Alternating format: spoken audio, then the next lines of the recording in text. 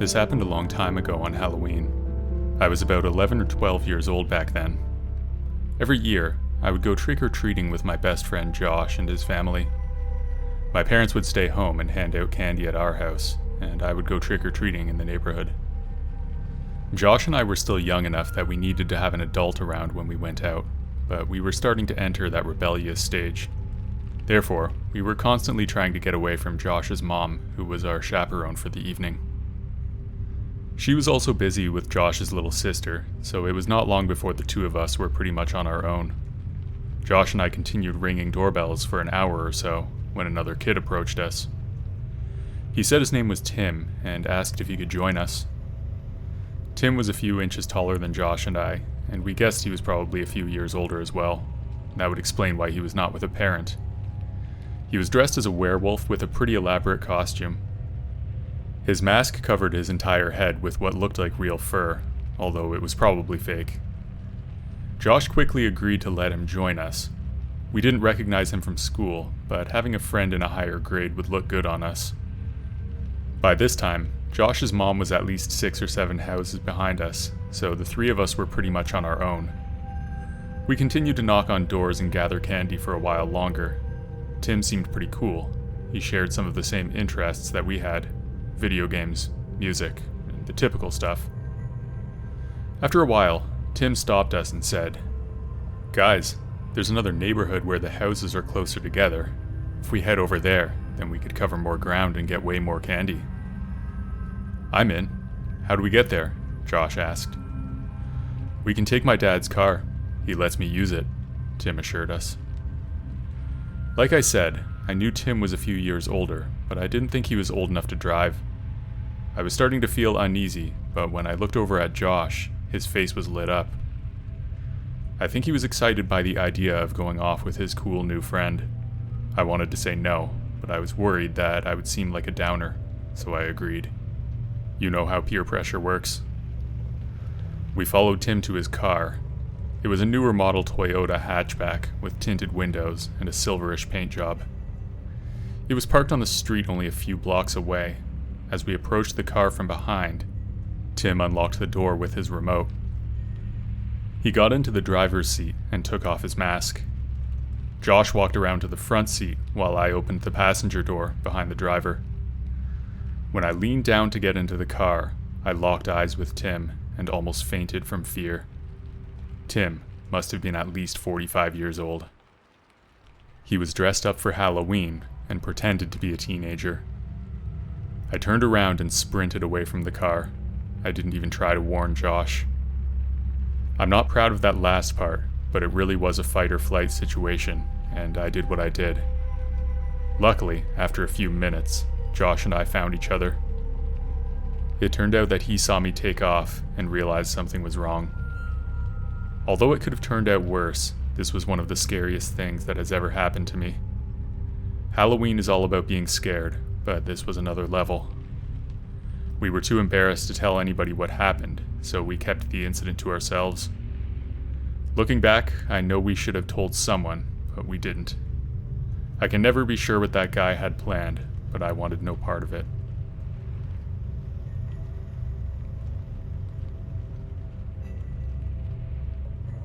This happened to me last Halloween. I'm a single guy, and I live by myself in a small apartment complex. There are rows of townhouse-style buildings that are only 2 stories high. I live on the ground floor of one of them.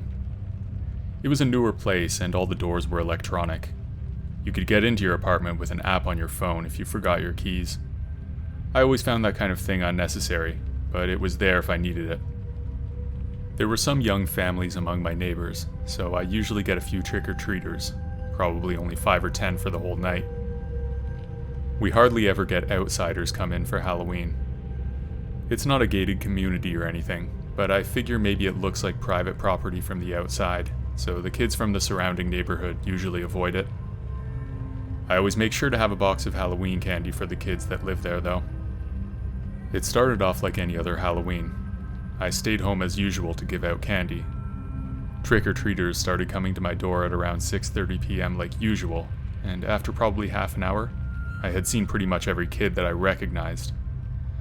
Thinking that it was all over, I sat down on my couch and turned on the TV. Then I ate a few of the leftover peanut butter cups from my candy bowl. I always made sure to get candy that I actually like, since there were always leftovers. By around 8 p.m., I was almost certain that there would be no more people coming, so I walked to my front door and turned off the light. As I turned away, I heard a knock at the door.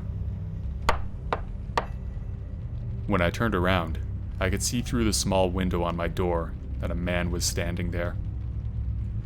I figured that he probably had a kid with him, but since the window was at eye level for an adult, I wouldn't be able to tell. "Just a minute," I said. Then I walked to my living room to grab the candy bowl. I returned to the front door with what was left of the candy and opened it ready to dump the rest into the lucky child's bag. However, when I opened the door, I was surprised to find that the man was alone. He was about my height and he wore a gray hoodie with black track pants. His face was cleanly shaven and he was about 40 years old if I had to guess. "Hey man, sorry to bother you. I was just having some trouble with my car. Can I use your phone?" he asked. I was obviously uncomfortable with this request. We keep our lives on our phones these days, so I don't think too many people would just hand over their phone to a complete stranger. "Sorry, I don't think so. Is there someone I can call for you?" I offered. "Come on, buddy. It'll just take a second, if you let me do it," he pleaded. We went back and forth for a little while. I could tell that his frustration was building, which was further confirming my stance. Eventually, I said, "It's not going to happen. Just forget about it." His face turned red. I was actually afraid he was going to attack me, but he didn't. The man simply turned around and walked away. I closed the front door and made sure to lock it. Then I peered through the window and watched him as he walked away. The whole interaction left me shaken and confused, so when he was a safe distance away, I quietly opened my door and slipped out onto the street. I wanted to see where he was going. For a few blocks, I followed the guy, keeping a distance of at least 30 or 40 feet. Eventually, he made his way to the parking lot of a grocery store around the corner from my place. I watched as he got into his car and drove away. I can only speculate on exactly what he wanted with my phone, but as I mentioned before, my doors can be controlled through an app. I think he may have known that somehow and was trying to install some kind of virus on my phone so that he could rob me later. An overly elaborate plan to rob a single apartment, but that's my guess. Either way, he was a liar and definitely up to something.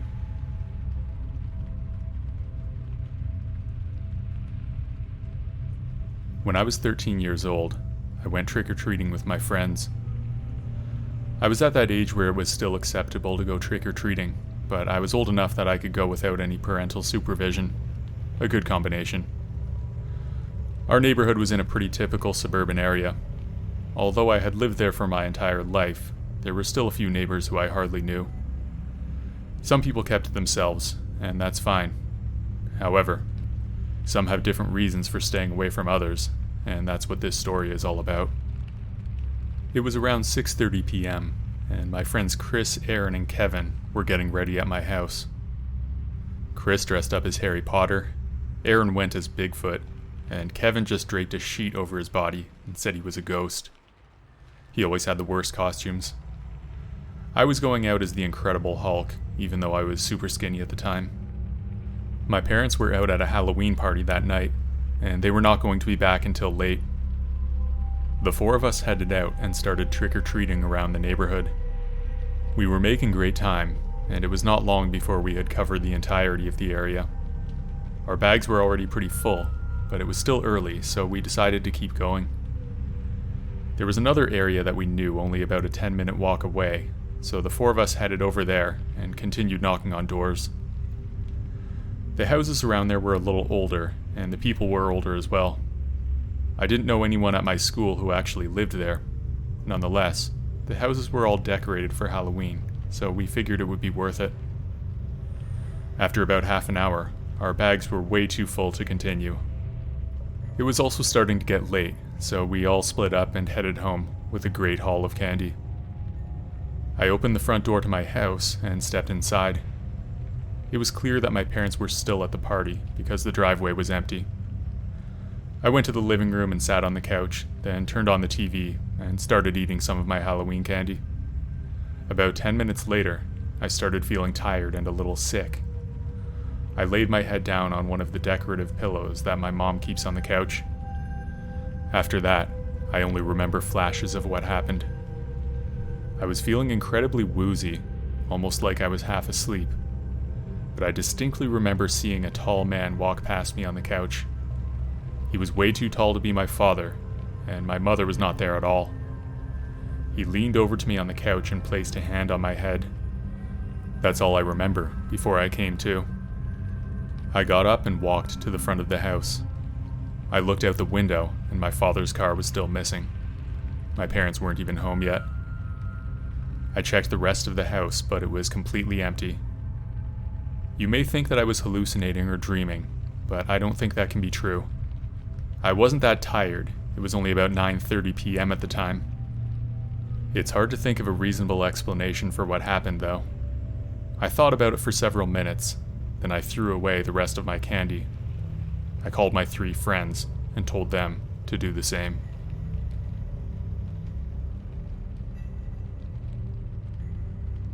This is something that happened when I was 14 years old. Halloween was coming up, and I had recently learned that I was too old to go trick-or-treating.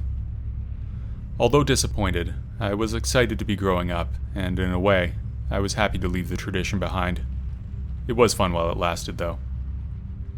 Even though we couldn't go trick-or-treating, my friends and I wanted to do something for Halloween. It had always been my favorite holiday, and it seemed like a shame not to go out and do something. I talked to my 2 best friends, Phil and Connor, to come up with some ideas. Phil was actually a year younger and still wanted to go trick-or-treating, but Connor and I talked him out of it. We sat down together at lunch and tried to think of something to do. Connor had been watching some of those ghost hunting shows on TV and suggested that we go to the old cemetery and try to find a ghost.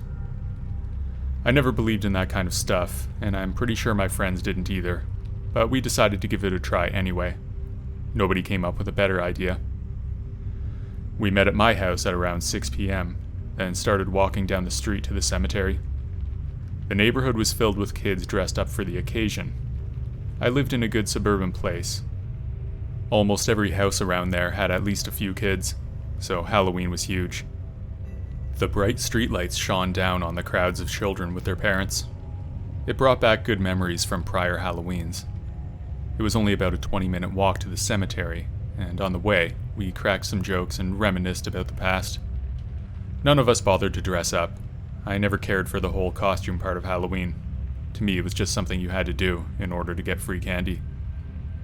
There was a huge wrought iron gate at the front of the cemetery. It was locked, so we walked around and found a spot where the fence was not as high. Then we climbed it, and we were in. The 3 of us looked at each other. There was a mutual feeling of excitement between us, probably more because we were trespassing than anything else. I don't think any of us took the whole ghost thing very seriously. We started walking past the old weathered tombstones. The cemetery was no longer active, meaning that no new graves were being dug. There was just a small crew that would come by once a week to cut the grass and stuff, so all the graves were pretty old.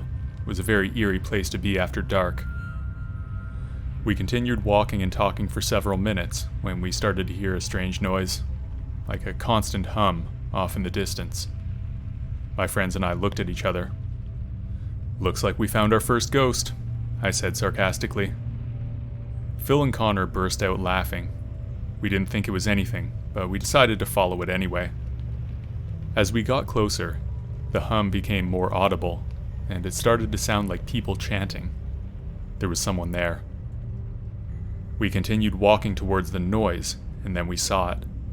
There was a small group of people in the far corner of the cemetery, probably 10 of them.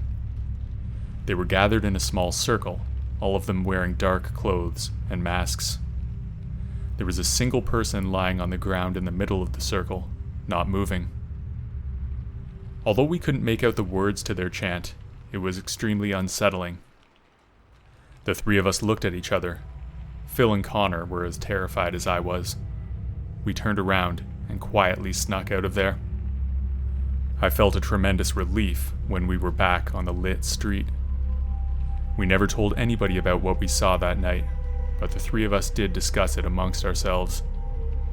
Connor thought they may have just been another group of kids trying to have a fun, scary Halloween, but I don't think so.